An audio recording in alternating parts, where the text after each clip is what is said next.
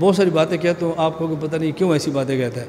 میں بخدا یہ بات کہہ رہا ہوں، ہر روز 2 رکعت اشراق کے بعد 2 رکعت نفل پڑھ کے اپنے اکابر کو اصال ثواب کرتا ہوں، اور میرا سال ہر سال سے معمول ہے، یومیہ، اس کا ناغہ نہیں ہے درمیان میں اپنے اکابر کو اصال ثواب کرتا ہوں۔ کیوں؟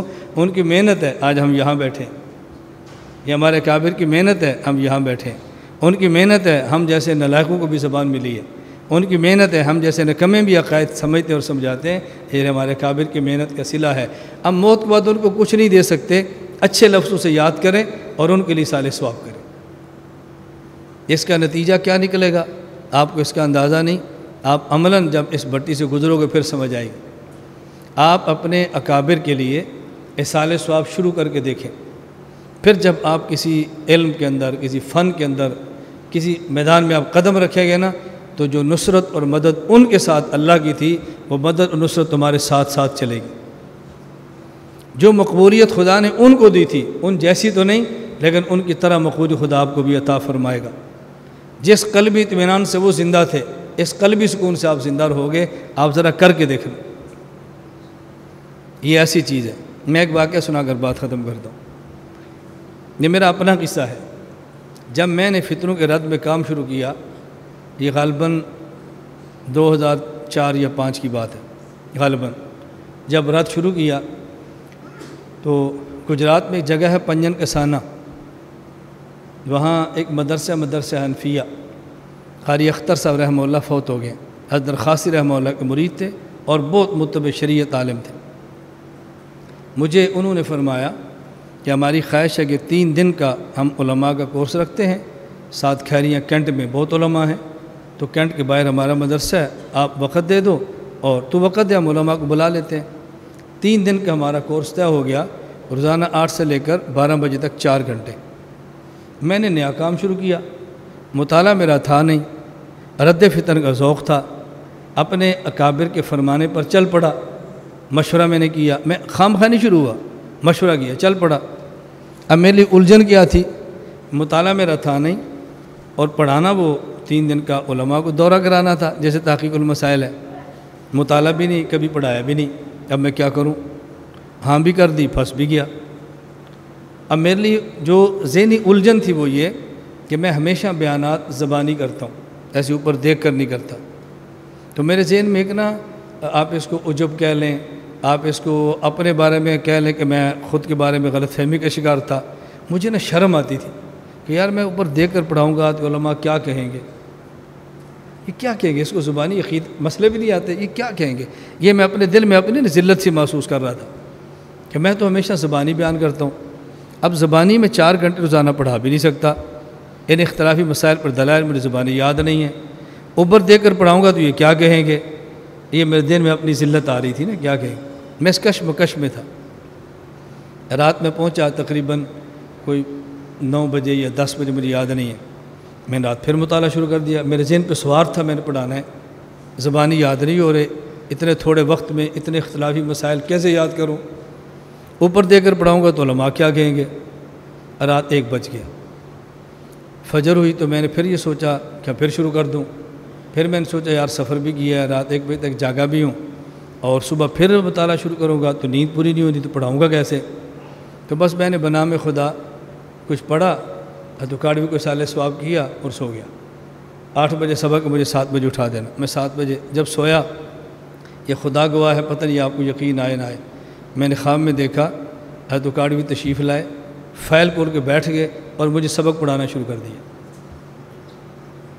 یہ میں واللہ قسم باللہ یہ کہہ رہا ہوں، بس فائل کھول کے سبق پڑھا۔ جب میں اٹھا نا، مجھے اتنا شرع صدر تھا، اتنا شرع صدر تھا، میں بتا نہیں سکتا، وہ میرے ذہن سے نکل گیا کہ فائل دے کر پڑھانا بھی کوئی ذلت ہوتی ہے۔ میں نے خود فائل تیار کی، ایسے فائل سامنے رکھ کے میں شروع ہو گیا۔ مجھے بالکل احساس ختم ہو گیا کہ یہ ذلت، اس وقت مجھے احساس ہوا اللہ نے حضرت کی روح کو بھیجا، اس کو سمجھاؤ مسئلہ۔ اور پھر وہ میرا پہلا کورس تھا جو میں نے علماء کو، میں نے طلباء کو بھی نہیں پڑھایا تھا، یہ پہلا کورس تھا رد فرقے باطلہ پہ۔ روزانہ میں 4 گھنٹے پڑھاتا، روزانہ 3 دن، روزانہ 4 گھنٹے، اور صرف 4 مسائل تھے۔ نمبر 1 وضع الیدین تحت السرہ، نمبر 2 ترک قرات خلف الامام، نمبر 3 آمین بالسر، نمبر 4 ترک رفع الیدین عند الرکوع و رفعہ۔ یہ 4 مسئلے 3 دن روزانہ 4 گھنٹے میں بیان کرتا رہا، دلائل ختم نہیں ہوئے، دن ختم ہو گئے۔ مجھے اس وقت احساس ہوا کہ اکابر سے تعلق کیا ہوتا ہے، بس پھر میں نے اپنی زندگی بنا لی۔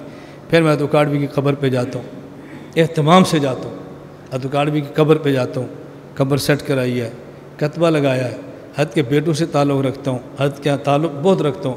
ہر قربانی پر حضرت اتوکاڑوی رحمہ اللہ کے لیے قربانی میں ان کے گھر بھیجتا ہوں، ہر قربانی پر حضرت کے نام کی قربانی وہاں بھیجتا ہوں، ہر قربانی پر مفتی رشید احمد سوکاڑا ان کے توسط سے حضرت کے گھر سامان بھجواتا ہوں۔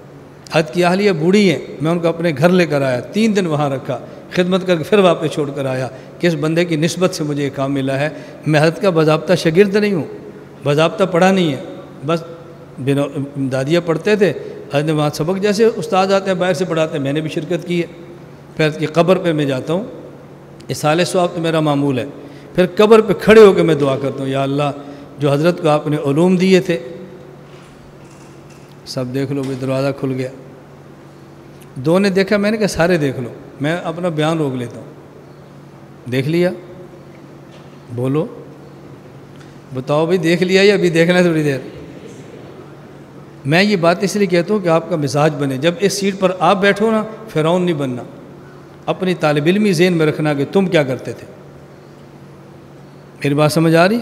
اب دیکھو میرا بیان چل رہا ہے، تم بیان کے درمیان ادھر دیکھتے ہو، مجھے تکلیف ہوگی یا نہیں؟ بولو، میں تمہیں بات سمجھانے لگوں، ہوگی یا نہیں؟ اور جب آپ یہاں پر بیٹھو گے اور لڑکے دیکھیں گے، تکلیف ہوگی یا نہیں؟ اب جب تکلیف ہونا تو اپنا دورہ تحقیق المسائل یاد کرنا کہ اس کے مجھے تکلیف ہو رہی ہے تو استاذ کو میں بھی تکلیف دیتا تھا، اب تم ڈانٹنا چھوڑ دو گے۔ کذالک کنتم من قبل فمن اللہ علیکم، اللہ نے صحابہ سے فرمایا، اپنی ماضی ذہن میں رکھنا۔ اب وقت ختم ہو گیا، ورنہ میں اس مضمون پہ شروع ہوتا، یہ مضمون آپ کو سمجھاتا کہ ماضی یاد رکھنا یہ قرآن کی کن آیات سے ثابت ہے۔ میری گزارش سمجھ آ رہی؟ میں اس لیے گزارش کرتا ہوں، اب اتوکاڑوی کے میں قبر پہ کھڑے ہو کے دعا کرتا ہوں، یا اللہ جو آپ نے علوم ان کو دیے مجھے بھی دے دے، آپ نے زبان ان کو دی مجھے بھی دے دے۔ اللہ میں تو جاہل ہوں، نالائق ہوں، فاسق ہوں، لیکن تو نے کسی سے کام لینا ہے تو مجھ سے لے لے، کسی سے لینا ہے مجھ سے لے لے۔ اللہ یہ درد مجھے دے دے، کڑن مجھے دے دے، فکر مجھے دے دے، اے اللہ حضرت کی برکت سے مجھے سب چیزیں عطا فرما دے۔ اور میں الحمدللہ خدا کی ذات بھروسہ کر کہتا ہوں، آپ باہر کھڑے ہو جاؤ اور میں اکاڑوی کا سبق اکاڑوی صاحب کے لہجے میں شروع کروں گا نا، تم سوچو کہ مولانا اکاڑوی زندہ ہو کر سبق پڑھا رہے ہیں۔ میرے لہجے کو بھی کوئی نہیں سنبھال سکتا کہ مولانا امین اکاڑوی ہے یا کوئی اور ہے، جب میں حضرت کی نقل میں پڑھانا شروع کرتا ہوں۔ اور ہمارے جب طلبہ ان کو پتہ، جب ہمارا آخری دن ہوتا ہے نا دورہ تحقیق المسائل کا، اس میں ہم عشاء کے بعد محفل لگاتے ہیں، لطیفے۔ آپ کو تو وقت بہت تھوڑا ہے، تمہیں لطیفے سنا ہے تو میں نے تو پورے کراچی پھیلا دینا ہے، ہم نے تو بڑا عالم سمجھا تھا، وہ تو لطیفے سناتا ہے۔ ہم تو بڑی عقیدت کے ساتھ گئے تھے، پانی پھر گیا عقیدت پہ، اور تو مجھے لے کر گیا تھا، میں نے کیا سمجھا وہ کیا نکلا، اس لیے تمہیں تو میں لطیفے بھی نہیں سناتا کہ تم بہت نازک لوگ ہو، بڑی جلدی تمہاری عقیدت پہ پانی پھر جاتا ہے۔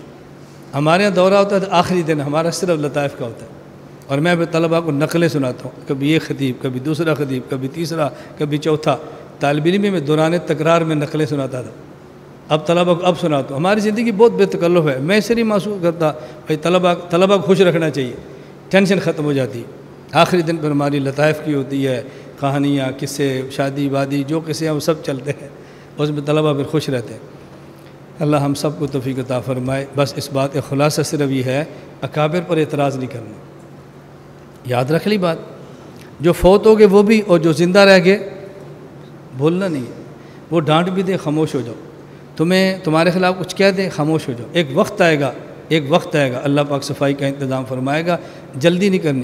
یوسف علیہ السلام پر زلیخا نے الزام لگایا، کتنے سال صفائی میں لگے؟ جی بولو، کتنے سال لگے؟ 7 سال۔ یوسف خدا کے نبی تھے، اللہ فوراً صفائی دیتے، صفائی نہیں دی، 7 سال جیل کٹوائی ہے، بعد میں امت کو سبق سمجھ آئے، اگر الزام لگ گیا رگڑوں سے گزرنا، پھر صفائی کا لطف آئے گا۔ اللہ کے نبی ہیں، سبحان اللہ بحمدہ، سبحان اللہ العظیم، سبحان اللہ۔ لا الہ الا اللہ، لا الہ الا اللہ، لا الہ إلا الله، ما لنا رب سواه. لا إله إلا الله، لا